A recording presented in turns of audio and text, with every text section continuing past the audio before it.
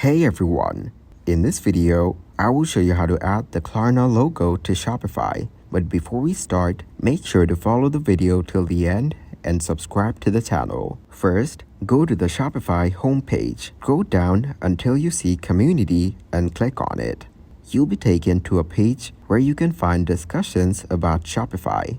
Use the search bar to look for Klarna. You will find articles about it. Choose one titled Klarna logo doesn't show in the footer.